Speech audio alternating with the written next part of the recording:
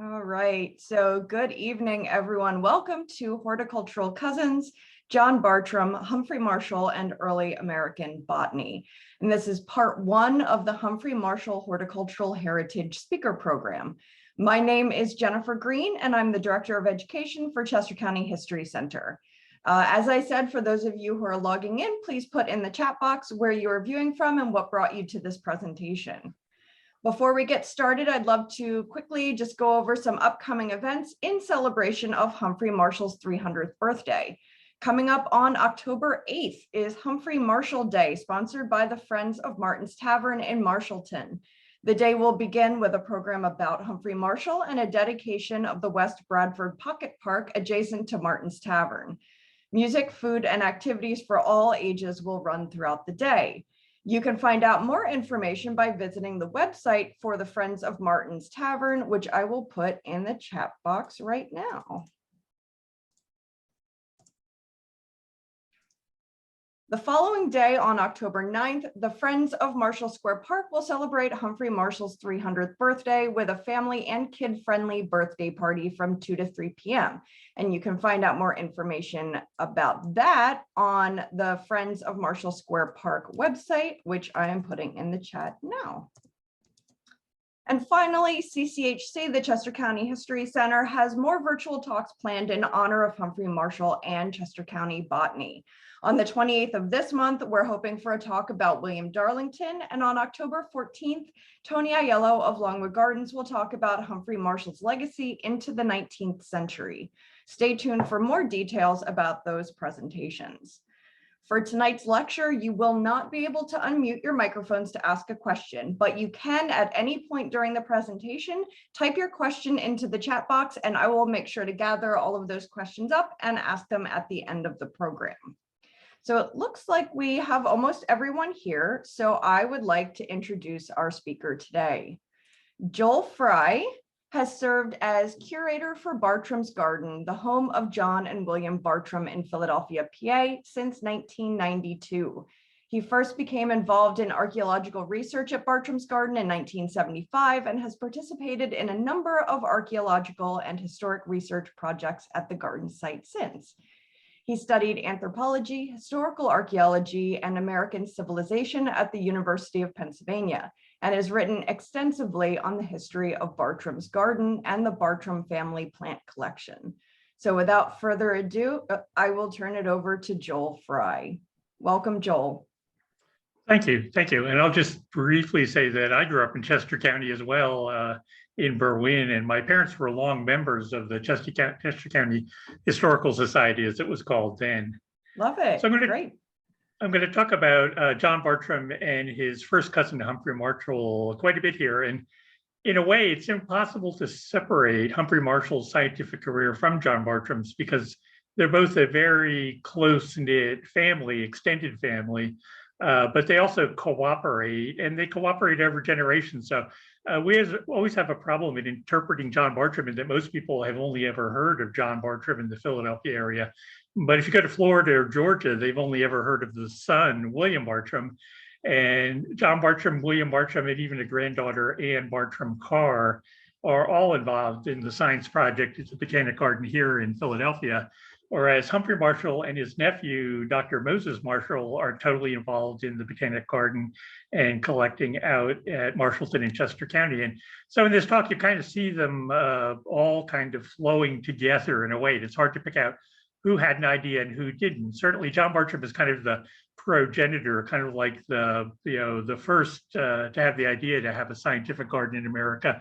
But he has all these proteges and colleagues, and a lot of his work was supported by people like his cousin who could be out in the field when John was doing something else. Anyway, hopefully that will all be clear as I go on. So both sites, Bartram's Garden and the Marshall Garden, have been kind of revered for a couple of centuries. A picture on the left of Bartram's Garden from 1884. And what you saw then was largely a cluster of very large mature trees. A picture on the right of the Marshall Garden in 1963, again, a large collection of trees. And that's a bit wrong as to the way the gardens were in the lifetime of both John Bartram and Humphry Marshall. Trees, woody plants, shrubs certainly were part of what they grew, but probably the majority of what they grew was actually herbaceous and has long vanished. So part of the research I've been doing at Bartram's for quite a long time has been looking into what did they really grow and how did they organize it and what did it look like in their lifetime. Humphry Marshall and John Bartram have been connected in historiography from almost the beginning of anyone analyzing John Bartram's career as a botanist. And that's because William Darlington of Chester County in 1849 published a volume, The Memorials of John Bartram and Humphry Marshall, with notices of their botanical contemporaries. This book really cemented the historical impact of John Bartram and Marshall. It began as a book on Marshall. Actually, Darlington was pretty much hired or commissioned by some Marshall descendants to write a book about Marshall letters and received the manuscript letters from the Marshall family. But then in his researches, he found the Bartrams had a very large collection of letters as well. So in the end, the book winds up being about 3/4 about the Bartrams and maybe 1/4 about Humphry Marshall, but it still remains the single most significant book on both Bartram and Marshall. Probably what Darlington didn't really know is how closely connected Humphry Marshall and John Bartram were by family, though. So I'm going to show you some genealogy. It's a little bit complex to figure out, and I have these charts which might help. But in reality, it turns out John Bartram and Humphry Marshall are descended from the same maternal grandparents, which are James Hunt and Eliza Chambers Hunt. They're an important early Quaker family from Kent, and you'll hear more about that in the UK. Kent is the county on the Thames estuary as the Thames exits out into the English Channel. James Hunt, we don't know much about his background, but his wife, Eliza Chambers, was descended from John Chambers, who actually was a Quaker who actually immigrated to Philadelphia, although not much is known about him or his dates. And he in turn was brother of Benjamin Chambers, who we know a bit more about. He died in 1715, an important English Quaker, a kind of colleague of William Penn's. Chambers becomes a member of the Society of Free Traders, which was supposed to be the major economic engine in the new colony, although that didn't quite happen to be. But Chambers becomes a major landholder along the Schuylkill River. He owned land north of where Bartram's garden eventually would be, south of where Bartram's garden would be. He owned the entire 500-acre tract known as the Woodlands, which later becomes a famous garden in the later part of the 18th century. And somewhat importantly, he becomes John Bartram's legal guardian, because John Bartram's mother dies when he's 2 and his father dies when he's 11. So for a period of time, Benjamin Chambers was the legal guardian of John Bartram. The Bartram family and John Bartram come from a William Bartram, who, as you will see, is a second-generation Quaker in Pennsylvania, who married Eliza Hunt, a daughter of James Hunt and Eliza Chambers. Humphry Marshall is the last son of Abraham Marshall and Mary Hunt, a sister of Eliza Hunt. And as I said, John Bartram's mother dies when he's only 2 years old, but Mary Hunt, his aunt, is one of his longest living relatives and the longest living connection to his mother throughout his life. So I think actually Mary Hunt played a kind of surrogate role as a mother figure for John Bartram, even though they didn't always live in the same household. And Abraham Marshall was an important convert to Quakerism at a young age, but doesn't come with the absolute first generation of Quakers who found Darby meeting. His actual immigration date is a bit vague. Sometimes it's quoted as 1699, sometimes as late as 1705, but sometime Abraham Marshall shows up and he's already a fervent Quaker preacher when he comes to America. Okay, next. Oops. So for the Bartram line, the Bartrams are from Derbyshire, a county in the kind of Midlands or Upper Midlands in England, lower than the the border counties and Scotland, but in an area that's considered the north, where they speak a somewhat different dialect of English. John Bartram of Derbyshire, who lived in Ashbourne, and his wife Elizabeth come to Derby, Pennsylvania, helped found the town and the Quaker meeting in 1683. And by 1685, they have a 500-acre farm that they purchased. They bring 4 children with them, five children, John, Isaac, William, and Mary, and a daughter, Elizabeth, is born in 1684, even before they've settled their farm, born in Derby. She'll appear in a little sidelight in this talk in just a bit, because in 1705, she marries another Derby Quaker, John Cartledge, and they move out to be Indian traders at Conestoga. A middle son of John and Elizabeth Bartram in Derby, Pennsylvania, William Bartram marries Eliza Hunt, again, the daughter of James Hunt. And John Bartram is born shortly after their marriage in 1699. And then a brother is born a few years later, 2 years later in 1701. And then the mother, Eliza Hunt, dies. And John Bartram has 2 wives. His first wife, he marries in 1723. She dies in 4 years. And then John remarries to Anne Mendenhall. Both marriages took place at Concord meeting. Humphry Marshall, father, Abraham Marshall, we know less about. Again, he becomes an important figure on the kind of frontier of the Quaker colony by 1705.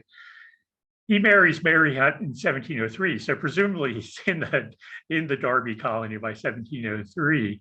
And they have a series of children. Almost every year, every other year, they give birth to a child, and Humphry is really the last male son born in 1722. So at that age, he is 23 years younger than John Bartram, and John Bartram probably knew him from a very young age from visits out to the forks of the Brandywine, where Mary Hunt and Abraham Marshall settled. And Humphry Marshall has 2 wives. He marries Sarah Pennock from Chester County in 1748. And she dies in 1786, and he remarries to Margaret Minshaw, 1788. So a bit on the background of these 2 families, or 3 families, the Bartram family, the Marshall family, and the Hunt family. Ashbourne, where the Bartrams come from, is a kind of small market town in Derbyshire. On the right is a big outline of the county of Derbyshire in modern times, and Ashbourne is over there to the kind of southwest. It's a marketplace. It's got a church, St. Oswald's in Ashbourne. At one point, the Bartrams would have been members, but when they become Quakers, they begin having trouble being disciplined for not attending, not tithing, not swearing allegiance to the Church of England. And eventually, John Bartram, the father, is imprisoned. The Marshall family, though, come from a very open kind of wild country, which is now considered a national park in Britain. It's called the Peaks District, and it's mostly open grasslands, moors, a few scrubby wooded areas, but very hilly, rocky, mostly used for sheep herding. And it's most probable that Abraham Marshall comes from a sheep herding family. He's from Grattan, which is where this little red balloon is located there. So far away from Ashbourne, which is down here on this map. And you can tell a little bit about the architecture of Derbyshire. Mostly I just did some browsing on the internet a few years back and pulled up images of kind of vernacular households and farmsteads in the Peak Country. And in many ways, they look a bit like Pennsylvania farmsteads: stone houses, tall, narrow stone houses with slate roofs, stone farmyards enclosed by walls, stone barns, which are actually fairly rare in much of rural Britain. So a kind of element of stone construction, which becomes very important in the lives of both John Bartram and Humphry Marshall. We think both were probably apprenticed to learn to be masons as children. And both Humphry Marshall and John Bartram complete a number of houses, stone houses, in their lifetime. On the other hand, the Hunt family are a merchant family from Bearstead in Kent, and Kent is a very different kind of a county. It's very prosperous, small farms, still much involved in the shipping trade because the ships leaving the Thames from London often stop at Maidstone or someplace similar in Kent to outfit or to pick up fresh produce before they leave on longer voyages. And the housing in Kent is mostly timber framed, stucco wattle timber frame, probably originally with thatch roofs, now maybe with tiled or shingle roofs, smaller buildings, but no real big stone buildings.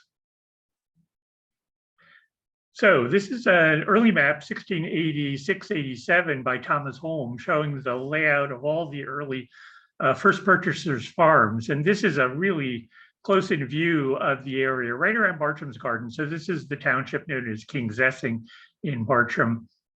And this is Derby right here, what is now the borough of Derby and the borough of Collingdale, actually, on the west side of Derby Creek. This is Derby Creek. The Bartram family farm is right here, a little straight rectangle with the name John Bartram on it. Actually amounts to 500 acres. Roughly 150 acres or so is still preserved as open land because the modern significant African-American cemetery, Eden Cemetery, is located on a good portion of the Bartram farm along the Springfield Road in Collingdale. I don't know exactly where the Marshalls lived in Derby because they're not listed in these first purchasers' names because Abraham Marshall comes later. The Hunt family, though, lived in King's Essing, and if you can read on this map very closely down here, it says J. Hunt or James Hunt. James Hunt, very interestingly, purchased 3 lots in the southern part of King's Essing, almost in the marshes down by Tinicum. Here's Tinicum. The airport now covers most of these marshes. And what James Hunt bought was the old Swedish colonial trading fort, what had been the trading post that was the destination of all the fur trade coming from the Susquehanna Valley, from Iroquois-speaking Susquehanna Indians, from Lenape, from Shawnee, and other native indigenous groups. And they're all coming along a trail, which becomes very famous. It's called the Minquas Trail or the Mingo Trail. And it actually starts at James Hunt's farms, crosses Derby, crosses right through the Bartram family farm, then eventually goes out to the forks of the Brandywine, then eventually to the Conestoga Creek. And you'll see that in a minute. So the Minquas Trail, I haven't drawn it on this map, but here you have the Bartram family farm and the Hunt farm across the river in South Philadelphia. The Marshalls are here beginning about 1705. And the Cartledge family, John Cartledge is married to Elizabeth Bartram, who is an aunt of John Bartram. And they lived there at least by 1707, perhaps earlier, at the Conestoga Indian town in Lancaster. So a major route of traffic with the fur trade and Indian trade goes right between these families who are related as first cousins. And there's actually a nice plan. This is probably a redrawing, but it's a circa 1707 plot map. These little rectangles down here are the first English settlements in Lancaster County, or what becomes Lancaster County, which was then Conestoga Manor. And this is the Cartledge lot, which was first laid out to 500 acres, but then was cut down by the Penn family to 300. And this is a lot for James Logan, which I think is also around 400 acres. And these little dots are the site of the major indigenous village, the Conestoga town. As an interesting aside, just now, there's a very important history book out that happened to win the Pulitzer Prize in History this year, 2021, that actually deals with the Cartledge family at Conestoga, because John Cartledge and his brother Edmund, both Quakers who come out of Derby, brutally assault a Seneca trading partner, Sawatani, in February of 1721 and are arrested. And this book, Covered with Night, is a very long analysis of this murder, which is kind of a drunken rampage where maybe nobody was really entirely at fault. But John Cartledge and his brother Edmund are arrested by James Logan and taken to Philadelphia and imprisoned. And John Cartledge dies in Philadelphia before his trial even happens. John Bartram's aunt may still continue to live out in Conestoga for another decade. That I have to find out because I haven't read Covered with Night yet. But anyway, it's a very popular book just this moment. It mentions the Bartrams with a few references, but maybe not the Marshalls at all. So John Bartram and his botanic career. We don't have a portrait of John Bartram, and we don't seem to have a portrait of Humphry Marshall either. This is a sketch drawn up by Howard Pyle in 1879 of an 18th century botanist, although it's actually really Howard Pyle in costume. And John Bartram really gets into his career as a botanist by being connected to a London Quaker merchant, Peter Collinson, in the early 1730s. Bartram builds a stone house. He had inherited his grandfather and uncle's house in Derby at the farm on the Springfield Road. And he grew up there, and his first wife lived there until he's mid-20s. 1728, he comes to King's Essing and buys a 100-acre farm, builds a stone house, marries Anne Mendenhall the year after the purchase. And around that same time is when he gets introduced to Peter Collinson, although we don't really have the earliest letters, so don't know the date. But Bartram begins collecting interesting plants, both woody plants and flowering plants. For an example here, a pink lady slipper orchid from 1740, roughly. And through Collinson, those plants become a commodity. They're gifted to various people, academics, scientific gardeners, apothecaries, gardeners. This is the Chelsea Physic Garden. Many Bartram seeds and plants went there to Philip Miller. And they're also sold to some of the aristocracy in England, titled nobility, dukes, earls. Lord Peter is a young Catholic lord in Essex at Thornton Park, who's one of John Bartram's first patrons. And as far as we know, the first person who paid for fall shipments of seed boxes, which become the standard stock in trade for both the Bartrams and the Marshalls over the rest of the 18th century.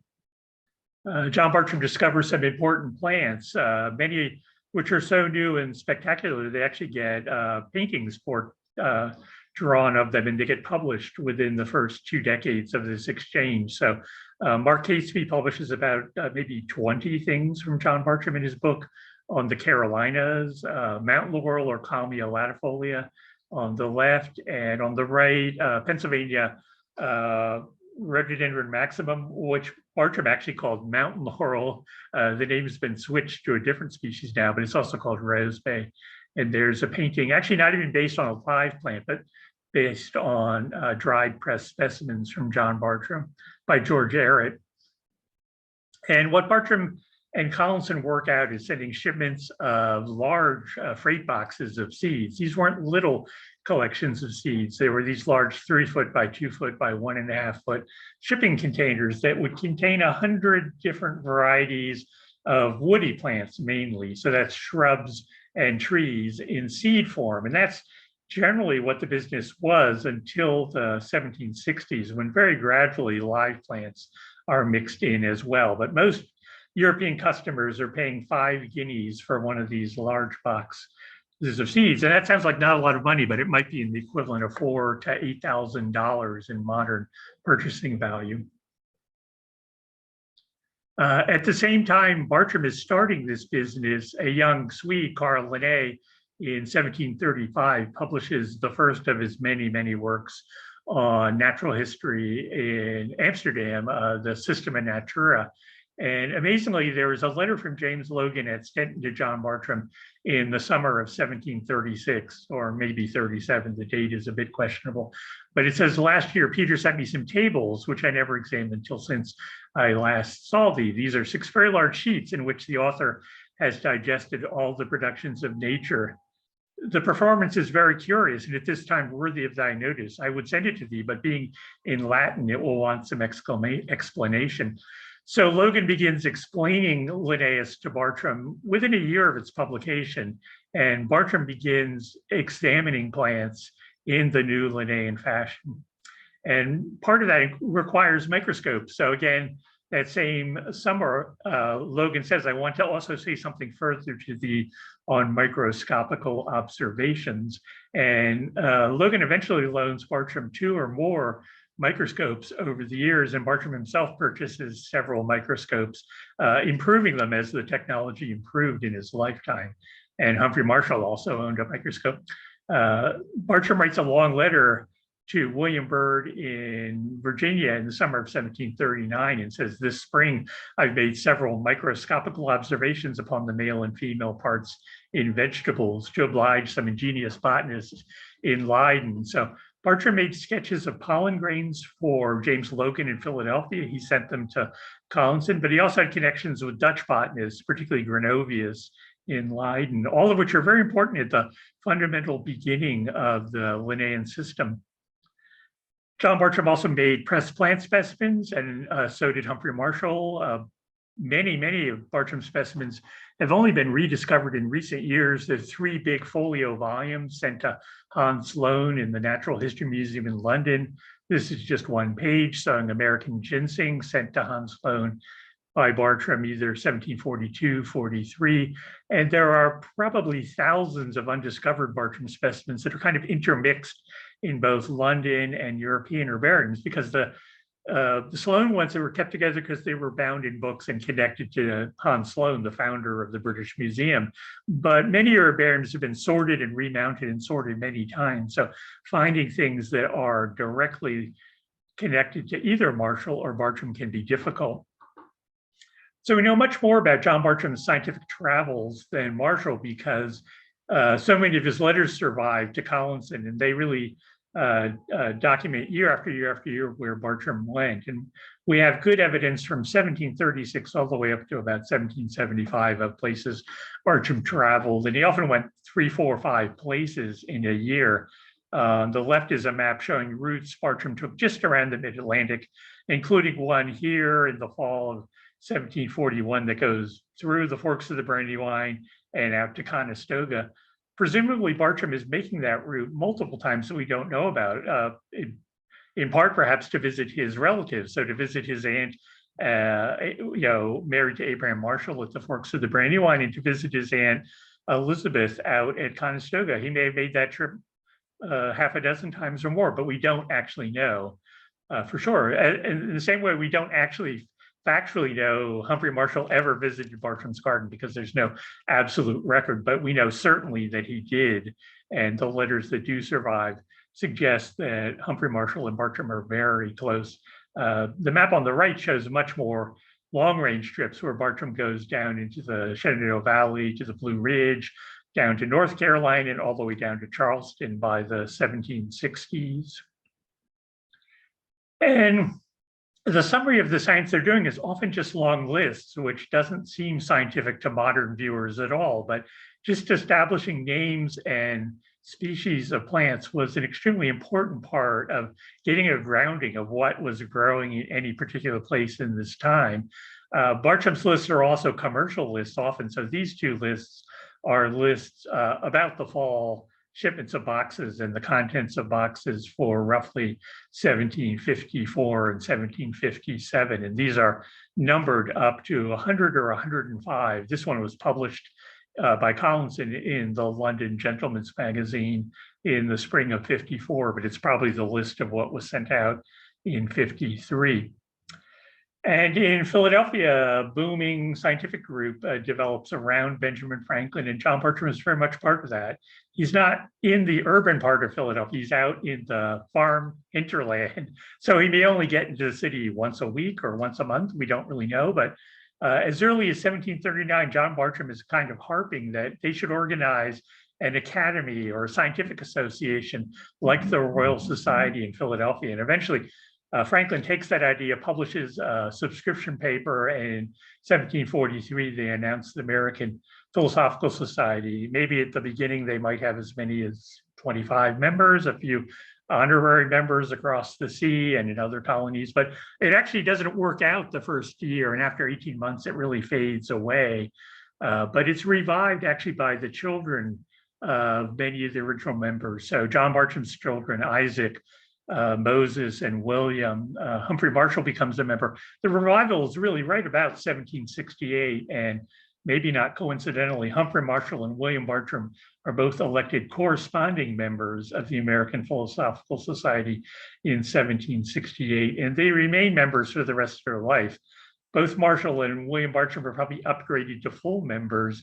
And we know in 1786, which happens to be the year after Franklin returns, the APS issued membership certificates to all their current members. So I've seen membership certificates for Isaac Bartram, Moses Bartram. This photo is William Bartram's certificate signed by Benjamin Franklin and other members. They're all dated the same date in 1786, and Humphry Marshall also has a similar certificate. So in effect, Franklin thought we need to organize a bit more and look more professional. So they put out these certificates, which in effect are like diplomas. They're diplomas saying you are a professional scientist, because universities at this time did not give out degrees in science. John Bartram was always very interested in plant medicine, and that's really how he got into the idea of botany and creating a botanic garden. 1751, he publishes annotations to a British herbal, Medicina Britannica, by Thomas Short. And this was being reprinted by Franklin and his partner, David Hall. Bartram puts little notes in and then writes an appendix about 20 new North American native species. This is really the first scientific account of North American medicinal plants, the beginning of a North American pharmacopoeia, and many of these plants are still considered part of herbal medicine in North America. These pictures are actually Henry Muhlenberg, the Reverend Henry Muhlenberg's copy, which he annotated profusely, but there's actually a copy in the University of Pennsylvania Rare Books Library that was Humphry Marshall's personal copy, and it again is annotated all over the place. The flyleaves are covered with 5, 6, 7 different medical formulas, both front and back, and there are annotations all throughout. No one has ever really looked closely at that, and I've only seen it myself. At some point, it would be worthwhile taking photos of all the pages of Marshall's notes in the Bartram family herbal, in effect. Bartram also had the advantage of having a couple of his travel journals published in Europe. So his journey to Onondaga and Lake Ontario in 1743 gets published in 1751 in London, and his journey to Florida, 1765-66, gets published as well. John Bartram had the idea of putting together a treatise on North American trees and shrubs that would perhaps even be illustrated. He had his son William prepare drawings for oaks and maples and birches and maybe a few other species. And there are big chunks of the draft manuscript still preserved in the Bartram papers at the HSP, but it's kind of a raw draft, large pieces missing, and only some of the drawings can now be identified, but here are 2 of the maples.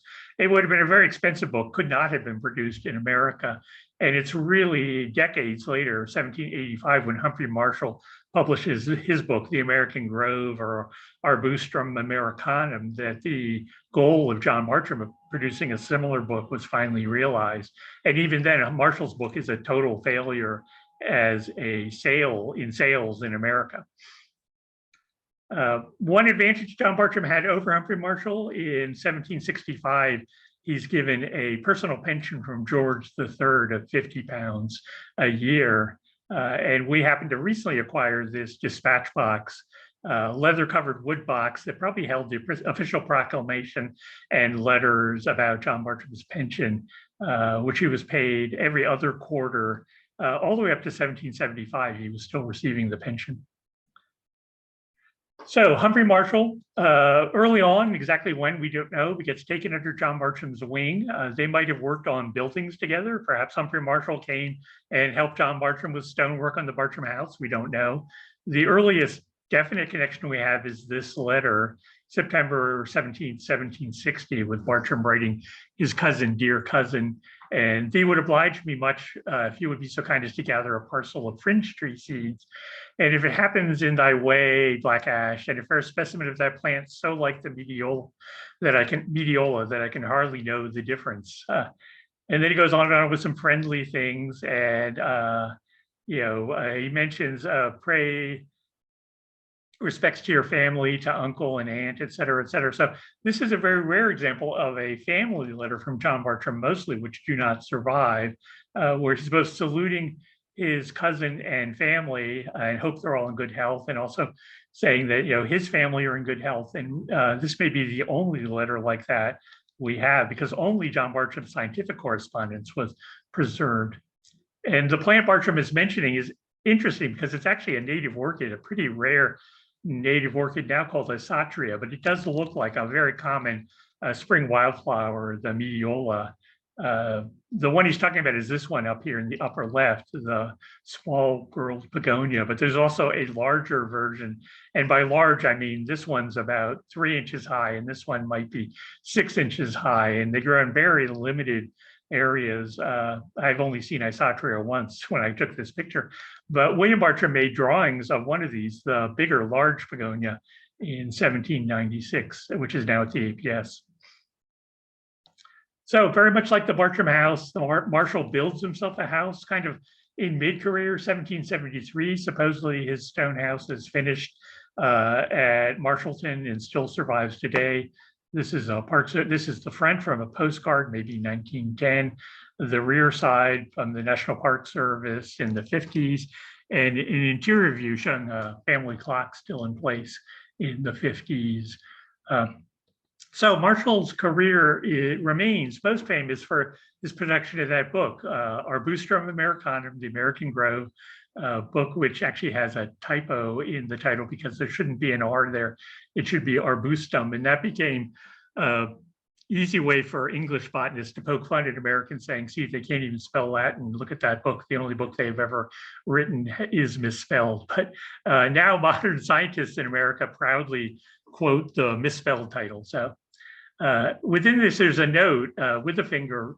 The reader is requested to observe that the names of the species under which the words Bartram's catalog immediately occur are not found in the Linnaeus' Species Plantarum, but are taken from a sheet catalog published by John and William Bartram, botanist in King's Essing, containing the names of forest trees and shrubs growing in their garden. So perhaps about 20 species are newly published in Marshall's book from names that the Bartrams had been using for maybe a decade or a little less.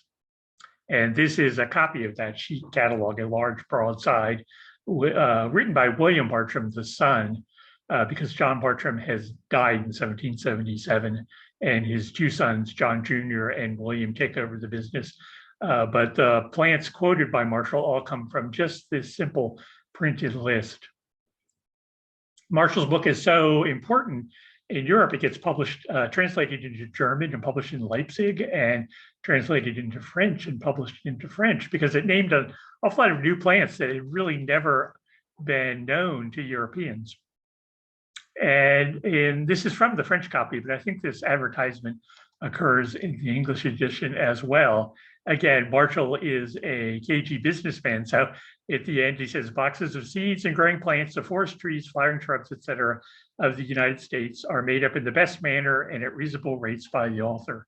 All orders in this line directed for Humphry Marshall of Chester County, Pennsylvania, to the care of Dr. Thomas Park in Philadelphia, will be carefully and punctually attended to. So again, Humphry Marshall is following in the exact same business that John Bartram had set up 30 years before or more.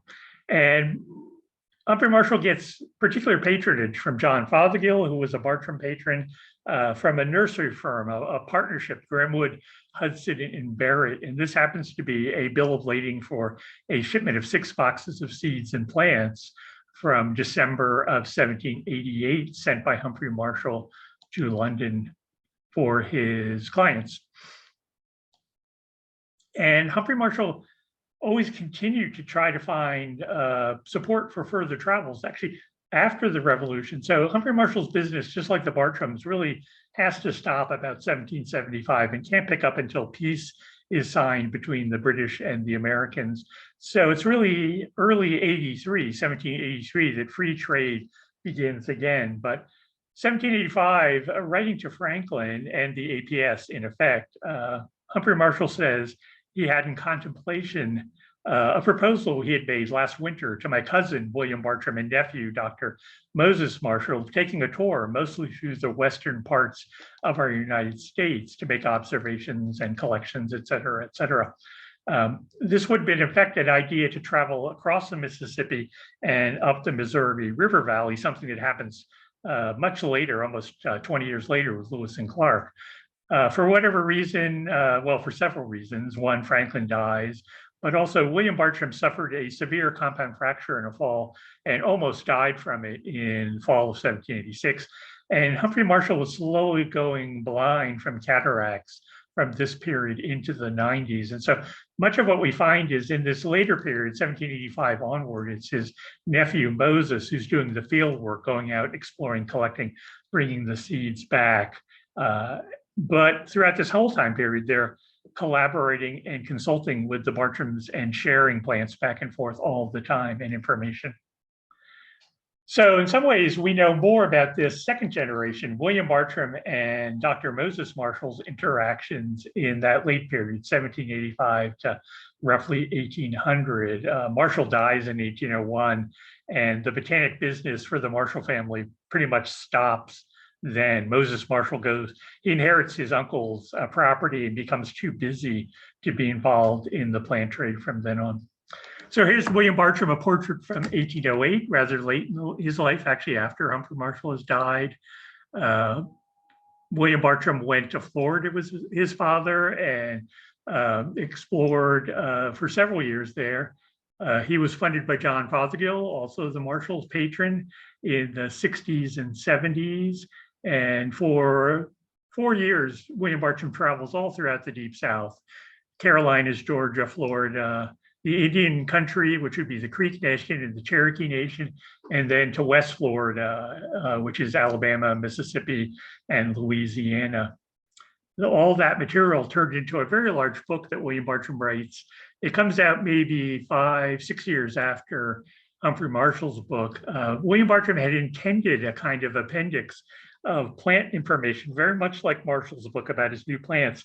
But it seems fairly likely, because of the failure of Humphry Marshall's book to sell, the publisher kind of dissuaded William Bartram to include all those boring scientific tables and lists from this book. So there's actually a lot less botanic information in Travels than one might expect for such an important botanist.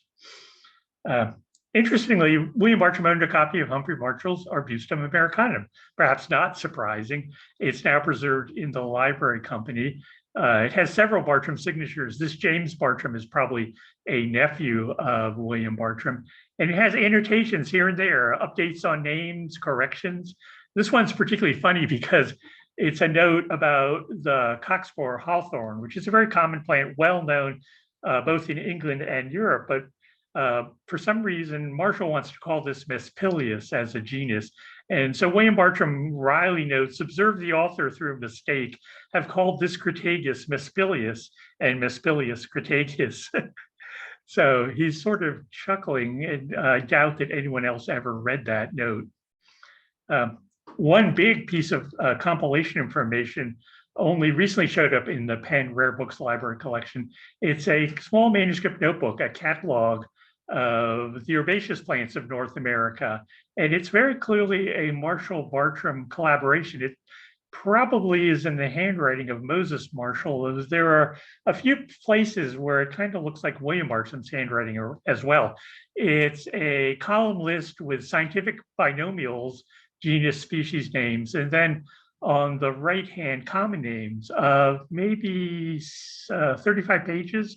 It may be almost 700 herbaceous plants. It's the absolute longest list of North American native herbaceous plants at that date. And we think this dates between 1788 and 1798. At the very back on blank sheets, there are botanic descriptions of some very important new books, including one called Bartonia, some serpentine barren plants, things which we know the Marshalls were particularly looking at in the late 1780s.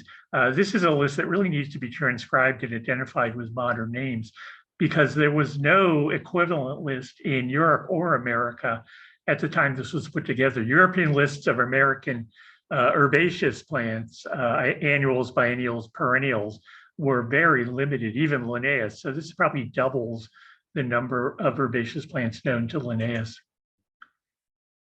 And finally, there's a very close connection between the propagation and sale of Franklinia and the Marshalls. So the Marshalls mostly have to sit by and watch while the Bartrams are successful.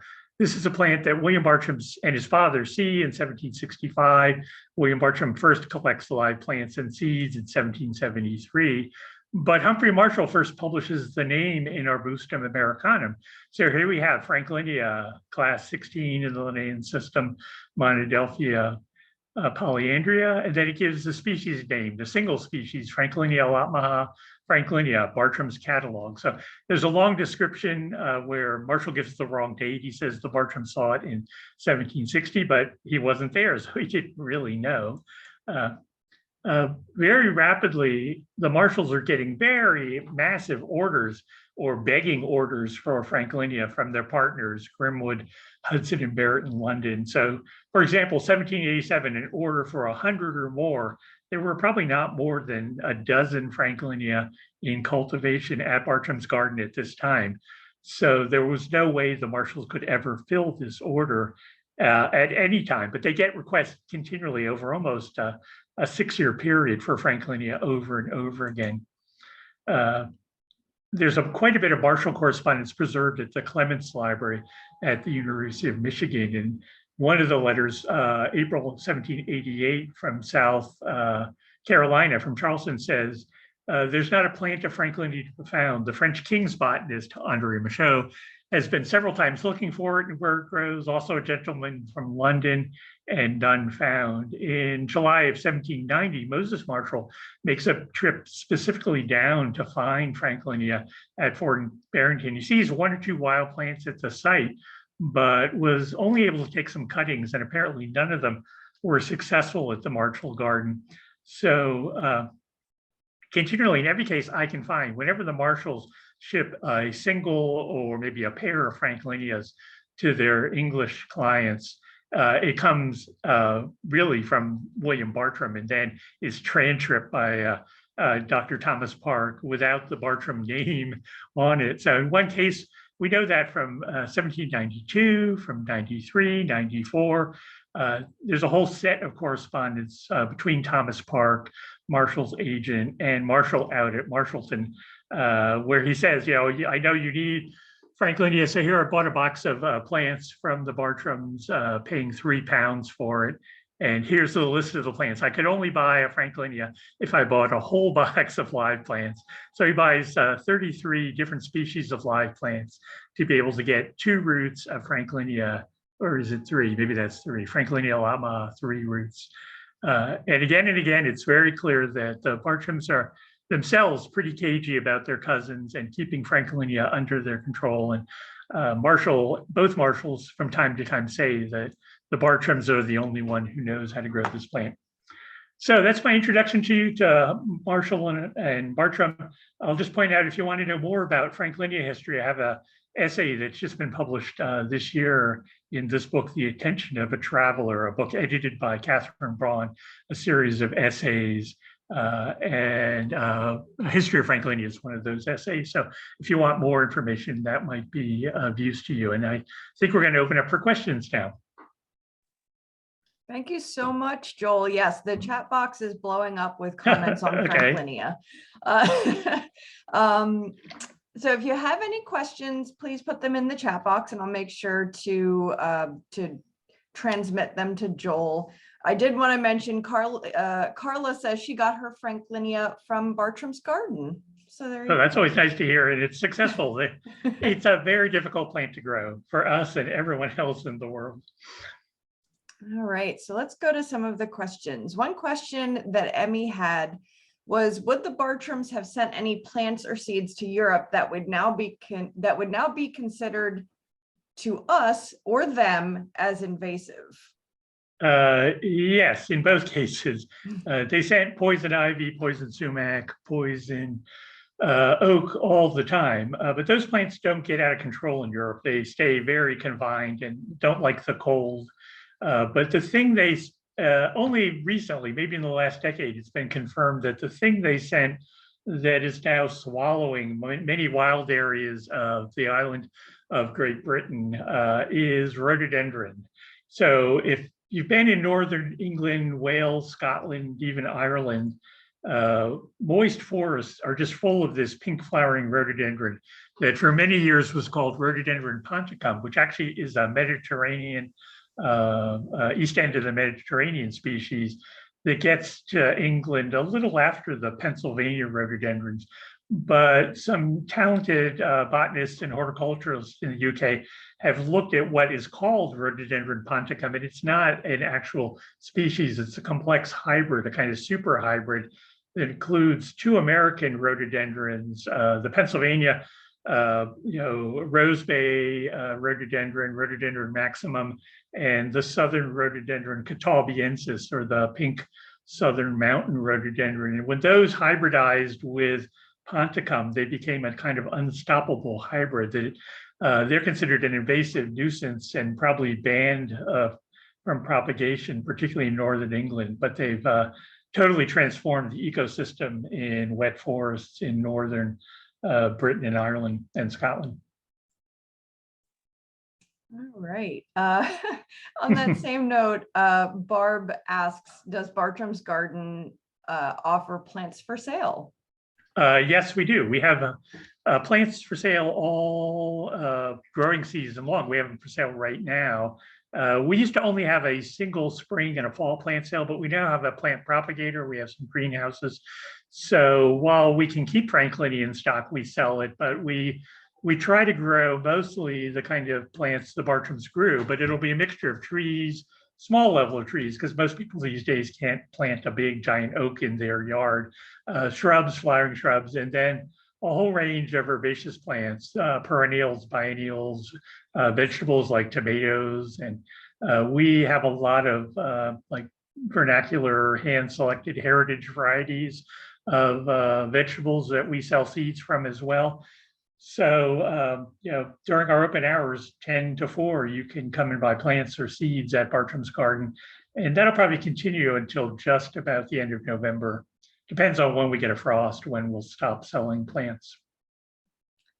Thank you. And Mark asks, how much knowledge of herbal/medicinal plants would have been gotten from Native Americans? Yeah, people always want to kind of wishfully think that happens, but I would think both John Bartram and Humphry Marshall are still largely working through a European herbal mindset. They've read European herbals. John Bartram is editing a really common, simple family English herbal.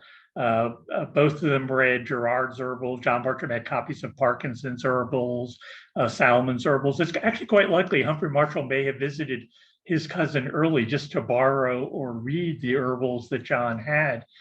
So both John Bartram and Humphry Marshall probably don't speak any native languages clearly enough to really interrogate indigenous people about plants. So the knowledge they get filters through people on the frontier. And now, of course, people on the frontier include Humphry Marshall's parents in the early period, when they're out there in a very early period outside the mainstream counties of Philadelphia, Bucks, and Chester at the forks of the Brandywine. And people like the Bartram, aunt and uncle, the cartilages out at Conestoga. So John Bartram lists some plants that have medicinal uses and says this was learned from the native peoples by the back inhabitants, where he means frontier people or people in the hunting trade or in the fur trade. William Bartram is a little bit better. In William Bartram's travels, he spends considerable time in Seminole and Creek villages. He picks up some knowledge, but even then, when he's in a native village and when the father, John Bartram, is in a village, they only really interact with males. The women who really hold the medicinal knowledge are not usually going to be speaking directly to foreigners, Europeans, potentially dangerous people. And in almost all East Coast native groups, it's also the women who really hold the political control and power. And so they don't regularly share information about plants. So we have information occasionally, but it's not as free flowing as people might think. And J. Christopher Lang asks, is the location of the Bartram microscope known? Yes, Chris Lang, I know him quite well. No, so unfortunately, none of the Bartram microscopes. And recently, a historian of science in the UK wrote a master's thesis about the microscopes that James Logan and John Bartram used. And she identifies them all by makers' names and techniques, because there's a fundamental change in microscopes. And the one that's preserved, I guess, at the Chester County History Center that was owned by Marshall is a kind of better late version that is more recognizable to us as a microscope. But one form of microscope we know that Logan used, and perhaps Bartram, was what's called a solar microscope, because it's used by projecting through like a pinhole in a window in a dark room, a piece of light that then goes through a lens and projects on the wall or a blank screen, much like a modern projector. So you could see what was under the microscope in a group and talk about it, or you could sketch it better. And at the House Stenton, there are holes in one of the shutters in a major room that seem to be where Logan fitted that solar microscope. But in the case of the Bartrams, none has survived. And there's a problem in that where Humphry Marshall and then his nephew live in the house, and much equipment and material and manuscript material stays in that house into the 20th century. The last Bartram heirs go bankrupt in 1850, and all their possessions are sold at auction. So, I mean, it's possible someone bought a Bartram microscope and it's in a private collection, but we don't know at the moment at all. Thank you. Chris also asks, did the word grove have a special meaning in the 18th century? That's a good thought as well. It may have a Quaker meaning as well.